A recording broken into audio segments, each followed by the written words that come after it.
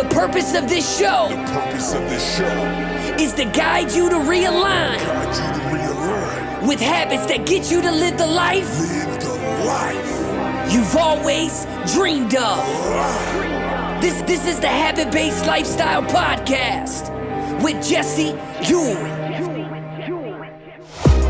This is the Habit-Based Lifestyle, where you can access your full potential right now. Finally break free from destructive habits. That dream life, if you want it, you can have it. This is where you transform your health, mind, business, and relationships, or do nothing and keep your life the way it is. But if you're ready for change, you're in the right place. This is where you're gonna learn how to live a habit-based lifestyle. You are tuning in to the Habit-Based Lifestyle Podcast with your host, Jesse Ewing. This is the Habit-Based Lifestyle. Let's go.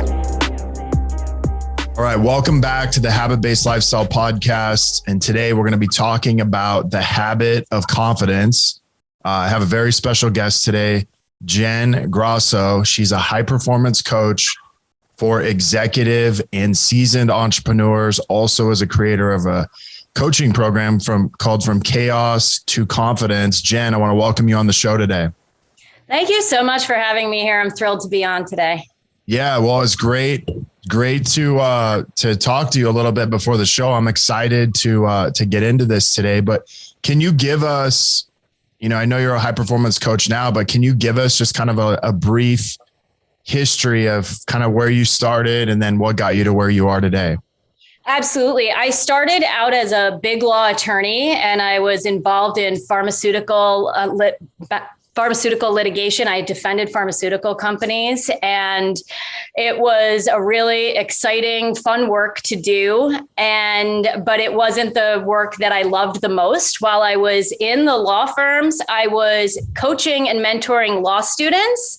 And I also helped create the mentor program within my law firm. And so when I started to feel that pull that I wasn't doing exactly the right work for myself, I started to explore what were my options. Wow. Presented to me. Don't you think your natural gifts, your natural strengths really lie in this particular area? And I started to explore what it would be like. So I started coaching before it was really even a profession, and then really at the early stages of when it was an emerging profession. So it was super exciting. And I've owned a few businesses throughout that time too. I owned a real estate company. I've also owned a gym. And my background in school was that I was a business major. So I've also, It's been something that's been fun, my evolution, to work with people who are in what I consider high performers. They're people who are entrepreneurs who are ready to take big risks. It's fun to work with athletes. I even have a Broadway actress on my roster of one of my clients. So I love working with extraordinary people who are ready to up level and figure out with lots of excitement what's possible for them. And if something's really holding them back, that's where chaos to confidence comes in. If there's someone who's already successful, they're doing well, but something happens, an event happens that really puts them into crisis. How do we get them to shift quickly and not be the statistic that takes them out of the game, but gets them, restore their stability, get them back into full confidence, and then get them moving forward? It's really fun work. I love it. Yeah, that's amazing. Well, let me ask you this. So of all the things that you've done, the gym, the real estate company, being an attorney, kind of doing what you're doing now, which one of those do you feel like was the toughest for you? Oh, wow. I would say the toughest for me was not from a skill or capability perspective, was being an attorney. Okay. Because it was misaligned with who I felt I was at my core. And so the toughest part was really a mindset one. It was, I had invested so much time, I had invested so much money, and I got results. I was great at it. My firm had a nickname for me, the winner of the unwinnable case. I was good at it. So I almost felt like I was crazy to want something different and to want to choose something that was so risky, to go out on my own, and not to go out on my own as an attorney, but to go out on my own and to buck what people would say about that. And quite frankly, a lot of people, how could you give that up? You have the Holy Grail. How could you walk away from that? Right. And it was definitely a scary thing. Now, I will say that entrepreneurship has a host of challenges that lawyers, being a lawyer, didn't, but because it feeds my soul, it's significantly different for me and easier on me. The work is what it is. It's you have to go in and you have to generate everything on your own to get it, to kickstart it and get it going, and then work on scaling it. So, but I would still say that being the lawyer was. Okay, cool. Yeah. I mean, I look at someone, who's spent hundreds of thousands of dollars on college, someone who's invested, years into becoming an attorney. And then all of a sudden you switch, and it's kind of like, okay, like, most people will be like, well, you've invested all this money. Like, how could you leave that? So I find it fascinating that you made a decision to do that after you invested so much time and energy and resources into that. Yes. And many people are always, like I said, many people are surprised. They'll still bring it up that they can't believe that I walked away. And I love my conversations with attorneys who want to leave, but don't. Right. They are the most fascinated. Why did you do it? How did you do it? Tell me what's going on. And they're really very fascinated with it because many of them have that pull, but I always called it my golden handcuffs. And I was going to bet on myself that if I released myself from the golden handcuffs of the prestige, because it's a very prestigious position to have. And for me, I was in that rank and file where I made a very, very good living 20 years ago. I was making a very good living. And to walk away from that, I had to bet on myself. It was a drive inside of me. I trusted myself. I knew that I could do something better if I was willing to take that risk and to walk away. And the irony is that I've also then continued to invest in myself. I think that's just part of a core value that I have. I believe in investing in yourself. I believe in continuing to grow over time. And if I believed in that, then why wouldn't I go in the direction that I wanted to? If I was going to invest, why continue to invest in something that wasn't really feeding my soul? And I believe that's where it started, my philosophy that success in just one area is never going to bring you to fulfillment and happiness. And that we really want something that's more full-bodied success. You want to love your work, but you also want to love your life. Right. And you want to love, does it bring you joy? Does it spark joy? Now, and people say that all the time. And I'm not here selling a fantasy. There are things that I have to do every day to run my business, to run my life that are not ideal. Right. And I'm not having fun every second of the day, but I'm enjoying my life much more than I would have as an attorney. And this is not to say I know people who are attorneys. That's their life's work. That's their purpose. That's what they're supposed to be doing. They're doing amazing and they love their life. It just wasn't right for me. And I want to go back and hug my young self, just say how brave you were and how courageous you were to just buck that system and do what was right for you, even with all the pushback. That's amazing. Well, hey, let's talk about, this habit of confidence. And we were kind of talking a little bit about this. And, what I found fascinating was like, confidence is an actual skill you have to practice. And I think sometimes people think that like, hey, I should just be confident but it's kind of like, hey, if you wanted to, run a race, you wouldn't just say, well, why am I not a good runner? You would usually look at like, hey, I need to do some training. Maybe I need to hire a coach. I need to get all these shoes.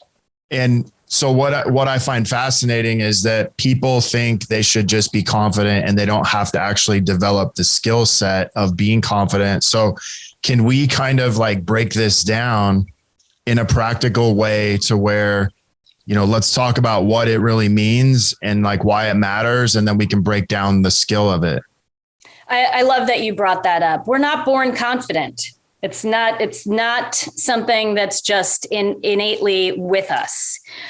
And often you'll hear people use the I am statement or I am not. I am not confident. I am confident. I don't believe in that at all. I believe you become confident. And there are various levels to confidence as well.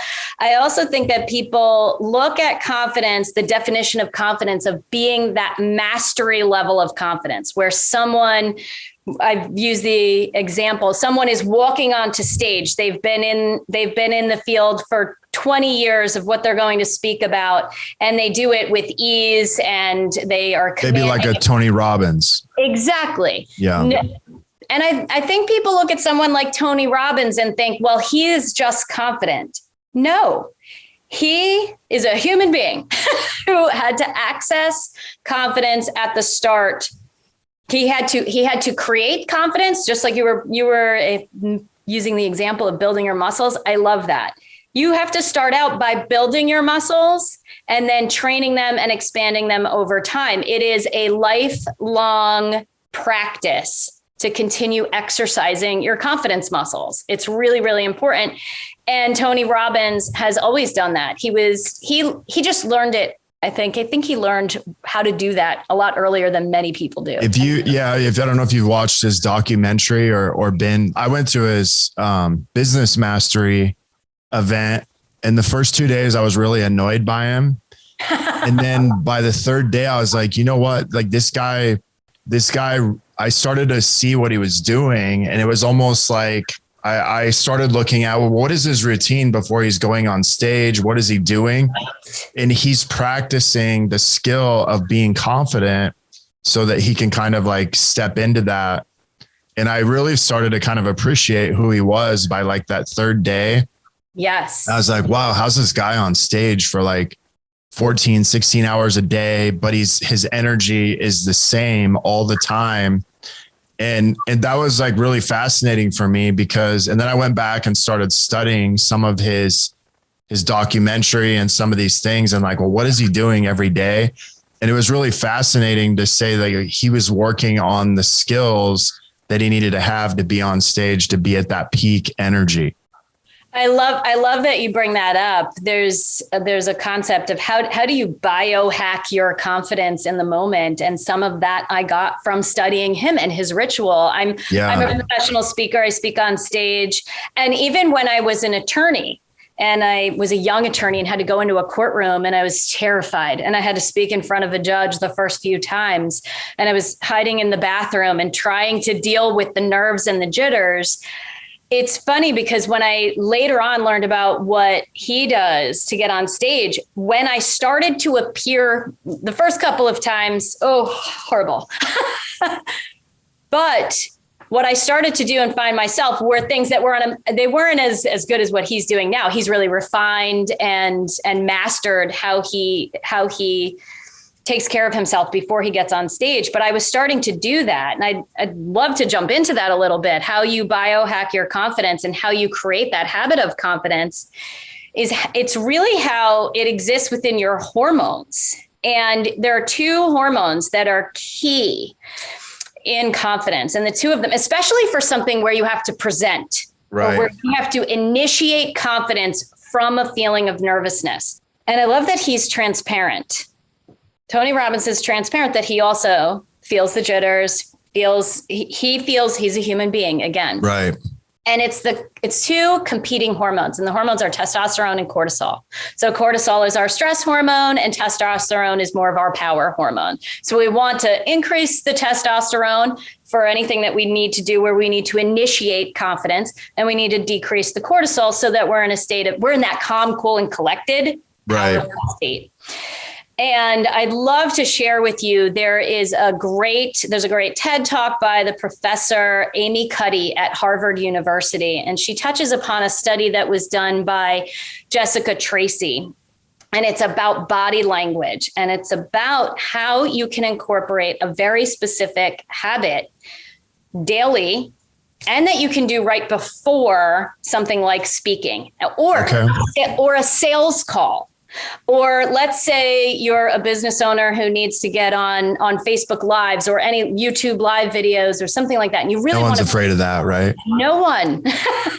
If you need to put yourself out there and be visible with a networking event, whatever it is that's causing you that anxiety, how do you reduce your cortisol quickly and increase your power?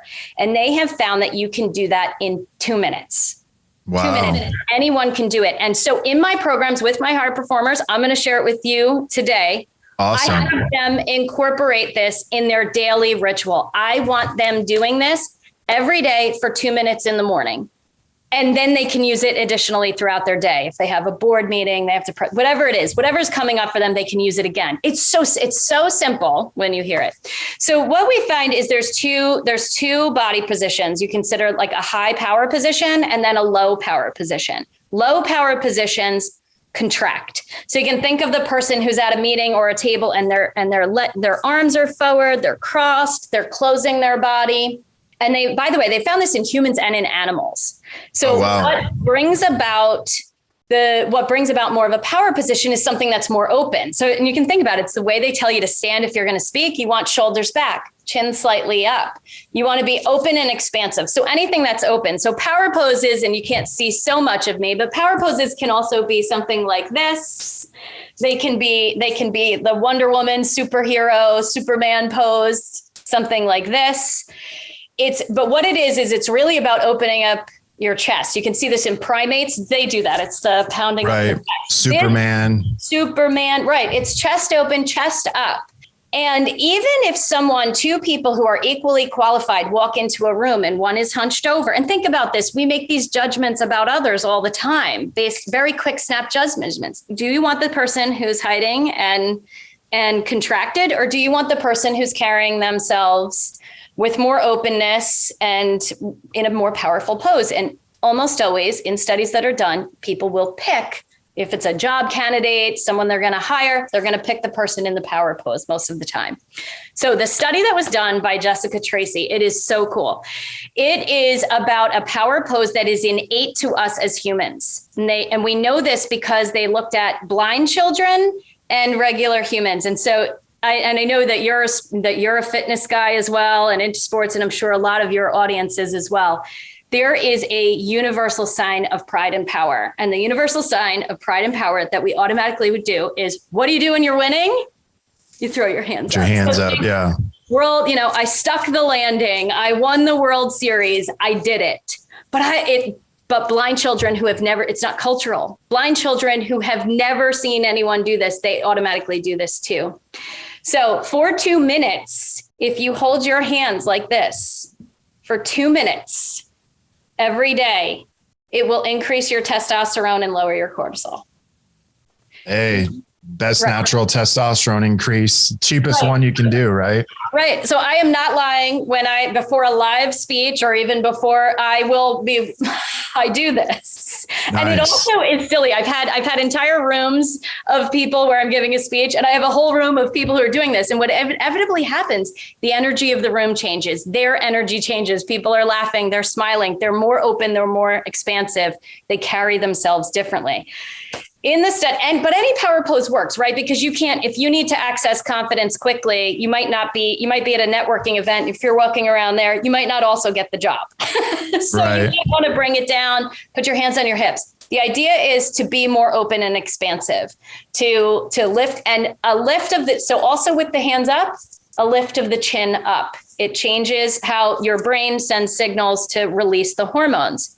Wow. So they have found in 2 minutes. Now the key is 2 minutes. You got to hold it for 2 minutes for that hormonal reaction to take place.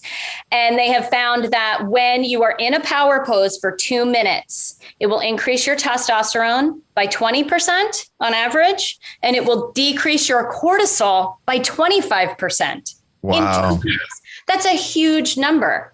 If you are, by contrast, nervous, fidgeting, staying, and think about this too. Think about somebody going onto a stage and they're not really practiced at it, or going into a job interview and they're looking at their notes. They're hunched over. Do not look at your notes hunched over before you have to do something. Sit back, Do not hunch over, because you will have a 10% decrease in your testosterone. So your power hormone goes down and your cortisol goes up by 15%.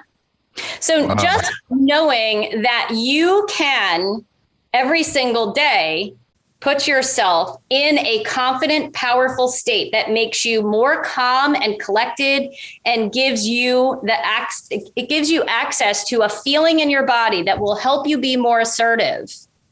That's amazing for those times when you need to initiate confidence, when those automatic negative thoughts that might be in your head, that might, that inner critic that might be telling you can't do something. Well, show me the boss by I'll have my hormones take care of that. Thank you very much. And I'm going to take action. And that's your next step, right? This is so that you show up taking action better. Okay. And the reason I bring that up is that most confidence is built by taking action. It's taken by getting more capable, getting more comfortable, building your skills, doing things that will make you better so that you're reaching a real mastery level. That's really the end zone. What do you think is, let me ask you this. What do you think is in front of, so like a lot of times people will say, well, I don't feel confident. And then, we're talking about, well, you're doing this, and then obviously there's an action we need to take, but like, can you break down a little bit of what's going on, like why someone may not feel confident in what they're doing? And then we'll kind of work our way into the other side. Yeah. In general, there's a couple of things that are in play. Sometimes it's depending upon where they are in their process or what's in front of them. It may simply be that they have never done anything before like this. Okay. And so they may feel like they don't have the skills, or they're just simply afraid of the unknown, the uncertainty level. Now, if you have in your past, or if you are a younger person or newer in a particular industry and you really haven't done something, you don't have a lot of practice putting yourself out there, trying to take action. And so what you have at your disposal is something that's closer to this. It's closer to let me use my hormones so that I can generate enough courage to take the action that will fill in those holes. Okay. So it's so that you can take the action that will help you be more prepared. So for example, let's say we were talking about getting on video. So let's say you have a new entrepreneur. Well, let me, before we do that, I want to do this because a lot of the people you're going to talk to in my audience are people who are stepping into, maybe they're not a new business owner, but they're stepping into going on social media as a way to actually get business. And it's something I see a lot. And that's why I really wanted to dive into it, because I think it's really relatable to when you go to put yourself out there as a business owner, and you're looking at the camera, right? You're not looking at the audience. The audience is the camera, and you're not really sure who's watching, but there's this fear of the unknown, right? The fear of judgment. Absolutely. And the fear of embarrassing yourself, the fear of what happens in a number of scenarios. And so why I call it a confidence habit is that they have to practice. They have to practice every day, putting themselves out there and managing those negative thoughts. Like, what are people going to think? What if I'm putting myself out there? Do I look okay? Do I sound? It's often do I sound terrible? Do I sound like I know what I'm talking about? So some of the things that they need to do is certainly being as prepared as they possibly can be, like setting yourself up for as much success as possible. Right. And then starting to get comfortable with being uncomfortable and knowing and being prepared that you're going to feel uncomfortable, but that's the path to mastery. The path to mastery is taking the action. And your first video, you should be embarrassed by your first video that you put out there. I am. I use an example of like 7 years ago. I did one of my first live videos ever. And I think I said probably like 5,000 times in about 5 minutes. And Yes. I watched my video and I was like, man, this is so embarrassing.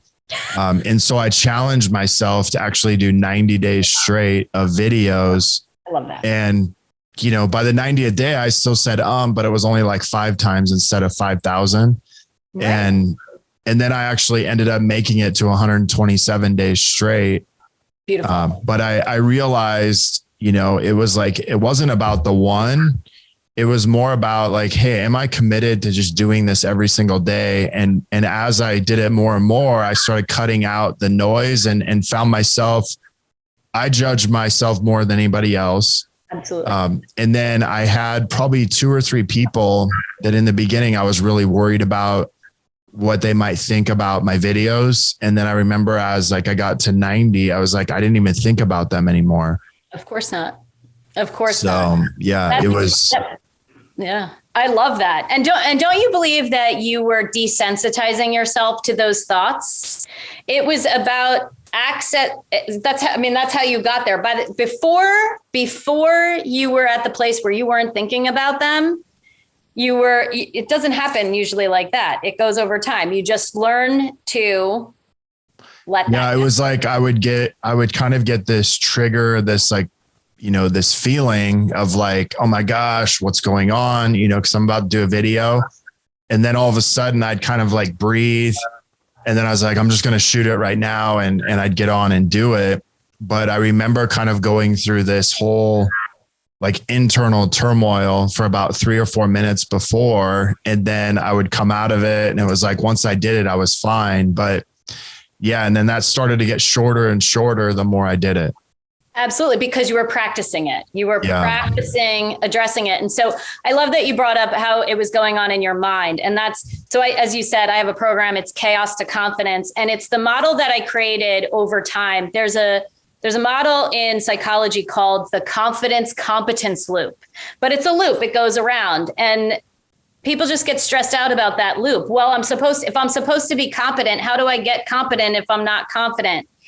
And I realized there was more to it. And it starts with, how do you address that mental chatter?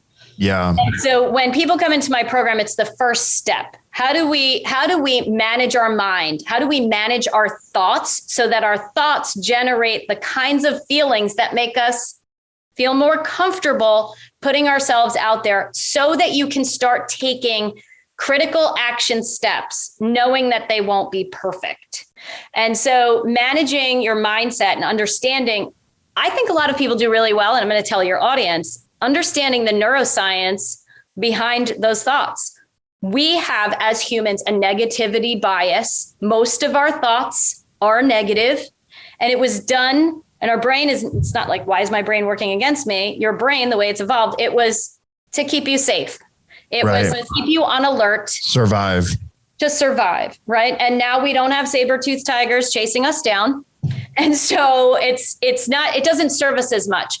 So when you can sit back and go, all right, this is just my brain coming in to scare me about putting myself out there, because putting myself out there on camera is dangerous, right? And so your brain, like if you put yourself out there on a YouTube video, you might die, which is really, sometimes that's how people feel. I might die if I'm on YouTube.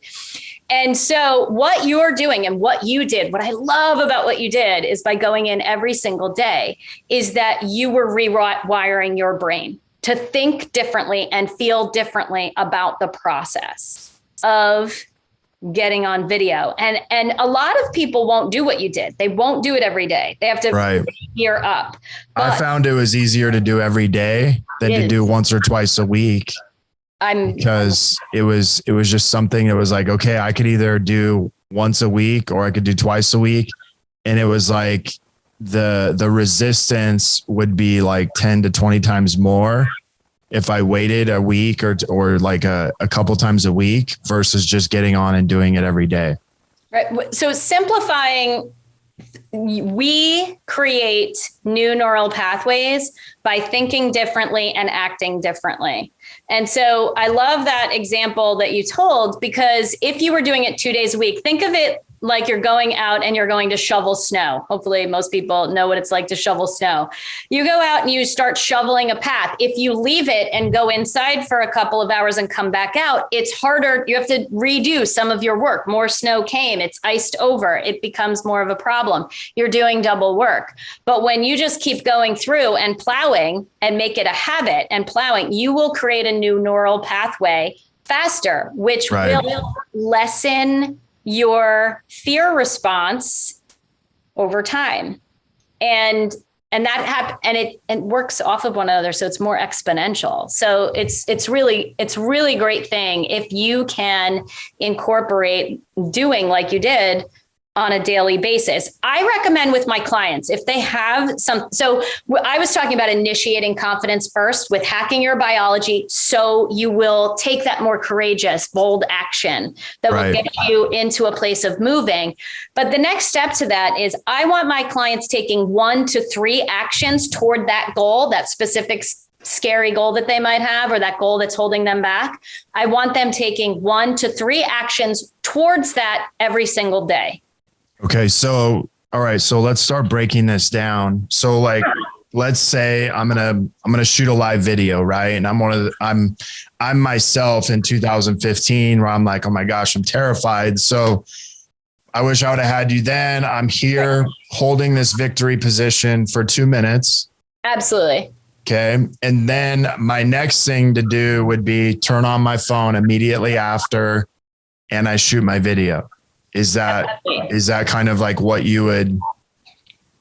Well, it's to access, it's to get you into the action of doing the video. I would say that what would come before that would be being prepared.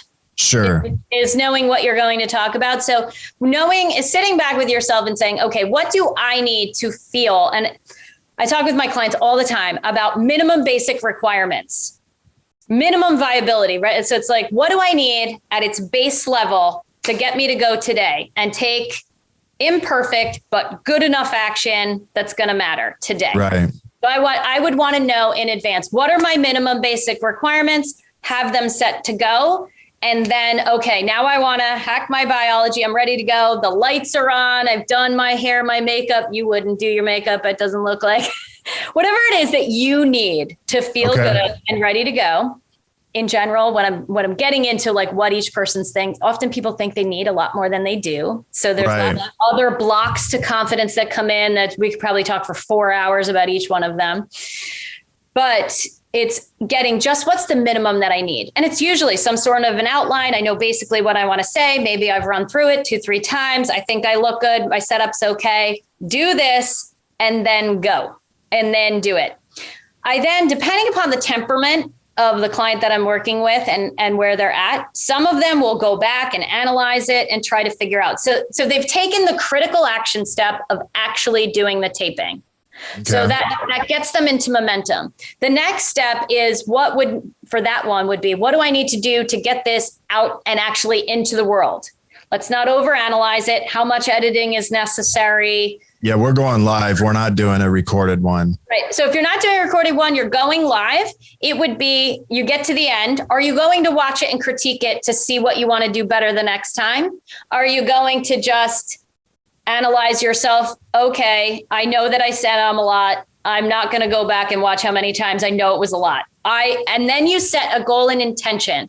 So I always think we take an action and then we want to assess that action. Was it good? What do we want to do next? And then how are we going to revise it for the next time? And then we want to set that intention, lock it in, and know what our next preparation step will be. So for example, anyone who's using filler words as a speaker or someone who's a live presenter or a presenter in any way, filler words are common and it's a common issue to address. One of the best ways to not have a filler word is to breathe and to take a pause and often to close your mouth. It's easier to say or if your mouth is open at the beginning or the end of a sentence.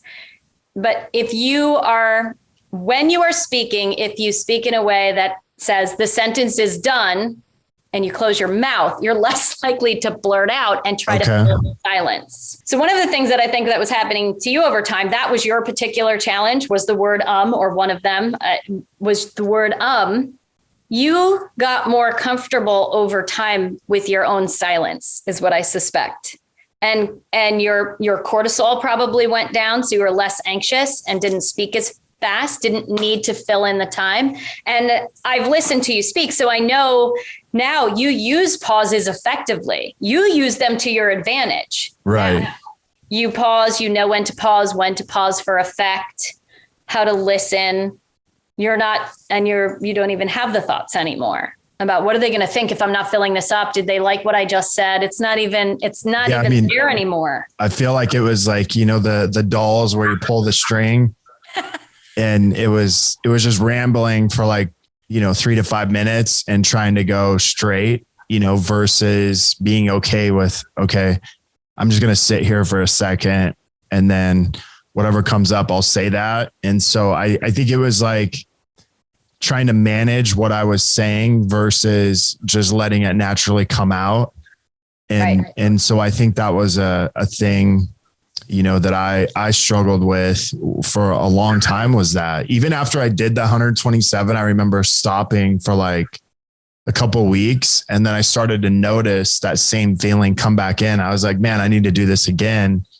But I ended up doing some presentation training, some, speech stuff. I actually found it was worse because it made me like overthink everything I was thinking about.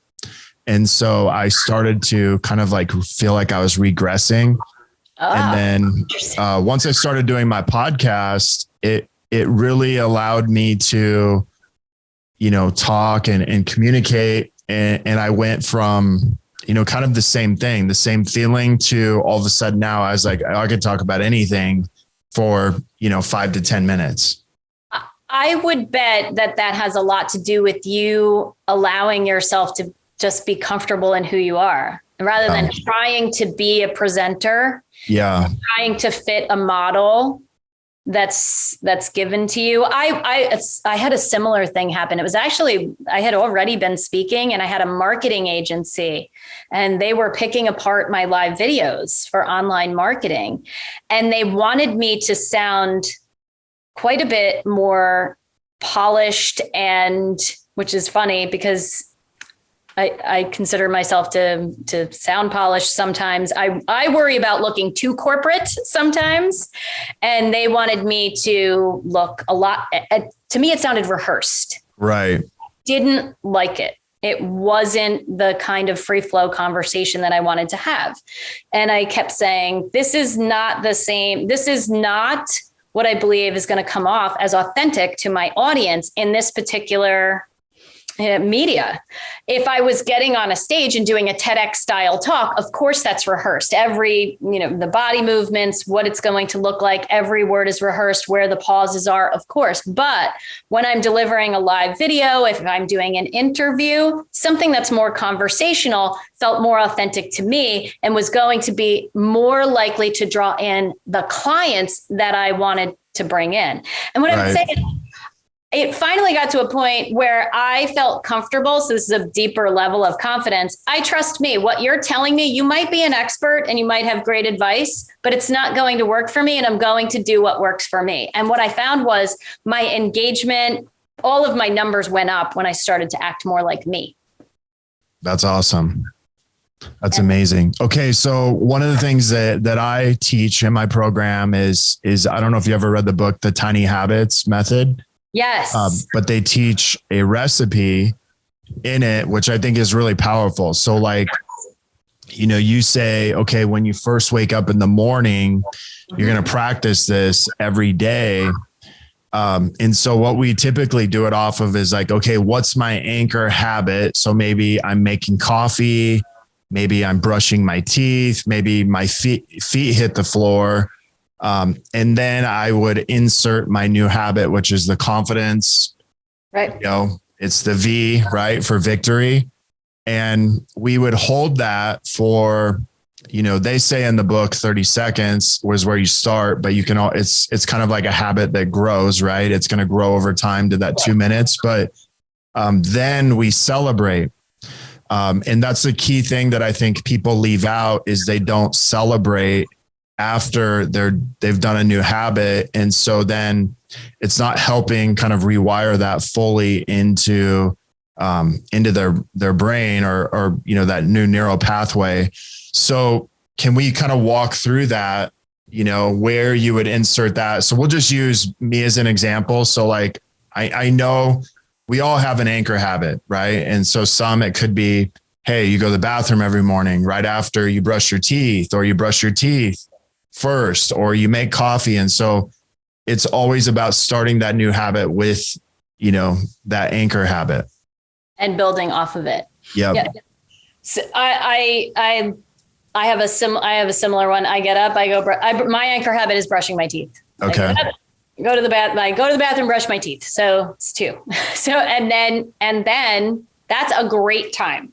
It's a great time to throw in the power pose for yourself. Especially even if you're looking in the mirror, especially if you're trying to get comfortable with looking at your face on camera, just do it, laugh. And then your celebration, you know, again, if you're doing this one and you're walking around, or even let's say it's coffee, you're walking around in your kitchen, you're doing this as well. So yes, I am all about celebrating your wins. I think it makes a huge difference. And the reason, and so what would you do? Let's say you're doing the one in front of the mirror, you know, maybe do, you know, the high five habit where you high five yourself, something like that, something to make yourself laugh, something to give yourself a really good feeling. That's what I think helps with the celebration. It's generating a high level elevated emotion, and what causes the anchoring in of that new neural pathway that you create from the habit. And so it's finding something that will make you very, you know, very excited in the moment. And so for some people, that celebration is, you know, tracking. Some people really like get excited about their list that they get to scratch off. I did it, and they get excited and they celebrate that as well. So any one of those kinds of things I would add in. So I want to just highlight as well that when you're doing this in the morning, to practice building your muscle, so to speak, over time. Right. That's different from when you're going to do it right as you're getting onto a stage or you're getting ready to do your live. You don't necessarily need to celebrate that in the moment. The habit is really doing it every day. So you're building your capacity for confidence over time. Right. That makes sense. Yeah. So, I mean, you know, in the beginning, you're doing confidence, you know, and then as it becomes a habit, you become confident. Absolutely. You know, and that's the key piece I think people miss out on, is like, hey, you have to do confidence for a period of time before you can become confident, you know, and that's the thing about habits, is most people are like, well, I don't know why I'm not good at this. It's like, well, you haven't become it. And so you have to do it for a while. And we used to go kind of by a concept called first, you learn it, right? I'm learning how to, you know, I'm learning confidence, right? And then I have to live it, which is like doing it. And then I lead it, which is now like leading myself in becoming confident. Absolutely. I love that. And that's what I was talking about earlier on. That's getting to that mastery level. And so we were talking about the loop, the confidence loop. I don't believe it's that. I believe it's a spiral. You're ascending. Right. Through. So just to use your model, you're learning it as you're going up the spiral, then you're doing it, you're living it. As you're going up the spiral, you're leading it, and then you become it, and you're at that full mastery level. And, you know, confidence is something that is infused with so many things in our life. There might be, are we confident in our relationships? Are we confident in our communications with others? Are we confident in our ability to deliver in our work? Are we body confident? Are we confident in our ability to take care of ourselves with exercise or a race or what have you, something like that? And what paying attention to confidence on a daily basis does is it builds your capacity for confidence so that you start to learn to trust yourself on a deeper, more significant level, so that over time you are less afraid or less nervous about things because you already know. I have been practicing. I have engaged in the habit of confidence. I have been practicing this for a very long time. Even if I feel nervous, I know what to do. I can turn that around in 2 minutes. Easy. Right. And I trust myself to handle. It's, confidence, courage. It's not, I know I can do it. It's not, I know I can do it already. It's, I know I will figure it out. I know I will get there. Can you hear my dog? I can hear your dog a little bit. And I just want you to know that it makes me feel so much better for every interview I've done where it's been my dog. It's good. I bring my dog to my office and she's like barking at the cleaning crew like she's going to attack him, and all she's going to do is lick him to death. I have one of those. I absolutely have one of those dogs. It's sounds like a Rottweiler from behind the window. And then the minute they come in, she's like falls all over them. So that's amazing. There's a woman she has a show, and she's a fractional CFO. And every podcast interview she does, the dogs bark. She's like, there it is. We're here. And she's made it a part of her brand. It's hilarious. So that's funny. All right. I'll have to incorporate that. To make it part of your branding. It's fun. All right. So let's kind of sum up. Yes.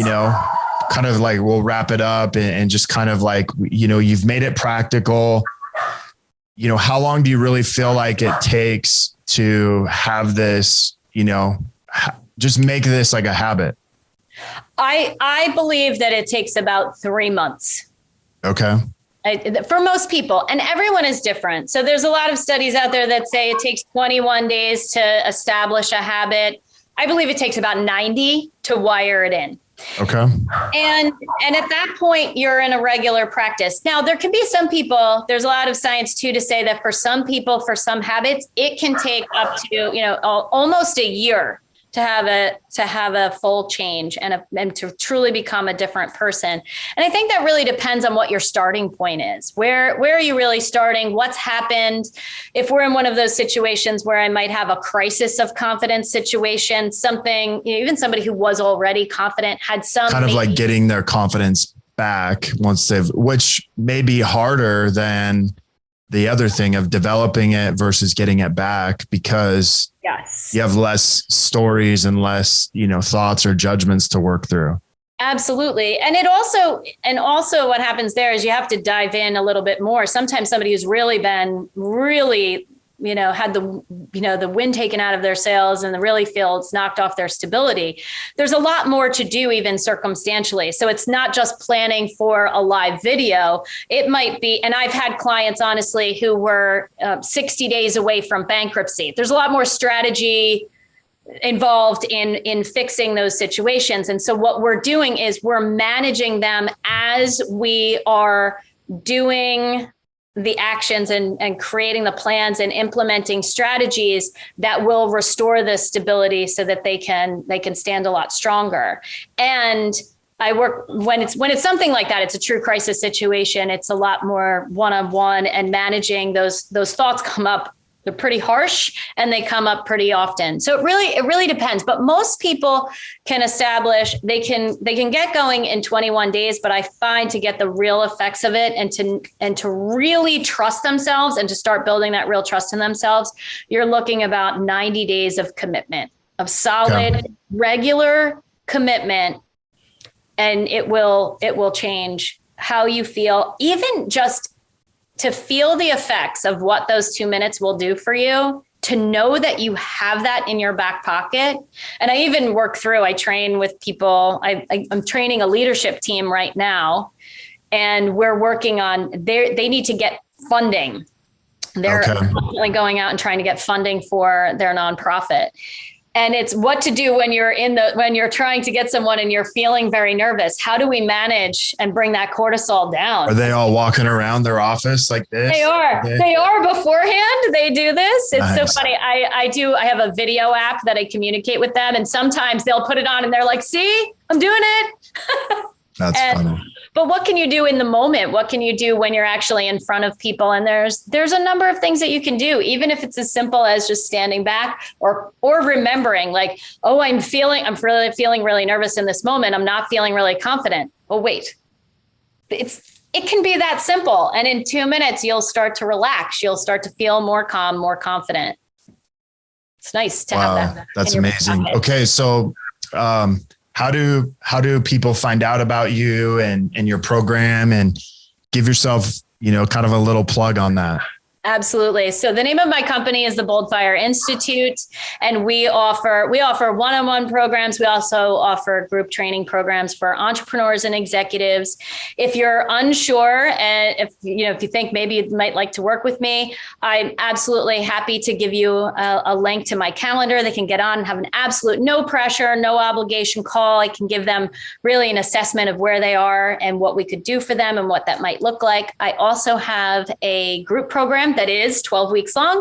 Awesome. And it's 12 weeks long. It's called the Competence Incubator. It's an intensive program, and we dive into all sorts of the things that come up, not just how to deal with your negative thoughts, but also we look at imposter syndrome, how perfectionism may be coming into play. People pleasing is a huge issue. Visibility, becoming visible, what's blocking someone from allowing themselves to be visible, whether it's online or in some other way. And we go through all of those common things that are holding people back and not allowing them to reach their potential. And we try to dissolve them as quickly as possible. And I will tell you, to plug just a couple of results, I had one woman come in. She was in her 50s. They switched her position into a sales position. The lawyer in me knew what that meant. It meant they were trying to put her into a position to get rid of her, but without, to prove that she couldn't do her job so they could fire her without her having a lawsuit. Right. And she really needed to make sales. And in her very first session with me, she made a $200,000. It was her first $200,000 sale that day. It can happen and turn around for you that quickly. Now, we worked together for a longer period of time, and she did well. Like I mentioned, the company. Did you get a commission of that? So it was one of the first times where I was like, I really need to think about my fee structure. And the company I told you about that was 60 days away from bankruptcy, that company, we turned the company around. We tripled their revenue within 3 years. That didn't help put more money in their pocket, but it restored stability. And within 3 years, they were able to hire back lots of employees that they had to let go, and they're thriving, and they're doing amazingly well now with very, very healthy company.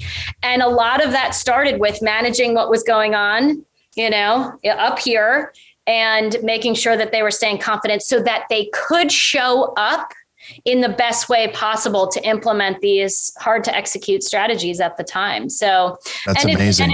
And it's probably still really great. The Confidence Incubator itself is a great place for anyone who is looking to figure out how to step into that next level of confidence. Because I am convinced, myself included, everyone is confident in some areas and less confident in others. Sure. And can you go in, and what would, taking that one thing that's holding you back a little bit, what would happen for you if you could get that out of your way and start moving forward and expanding? Yeah, that's amazing. Well, hey, thank you so much for being on here today and just sharing, your knowledge and your expertise about, all this stuff. We really appreciate it. And if you guys want to find out more about Jen and her program, obviously in the show notes, we'll have the links, so you can always check it out that way. But any last words? My last words is you can be considerably more confident and show up more confident. And it's really the key to you living a much better life. If you can treat it like a skill that you can practice every single day, it's not something that you just are or you aren't. Just want to remind her and emphasize that one more time. So thank you so much for having me. I love this conversation. It's amazing. Thank you. Yeah. Thank you so much. And have an amazing weekend. Thank you. You too. All right. We'll talk soon. Sounds good. Bye-bye. The purpose of this show is to guide you to realign with habits that get you to live the life you've always dreamed of. This is the Habit-Based Lifestyle Podcast with Jesse.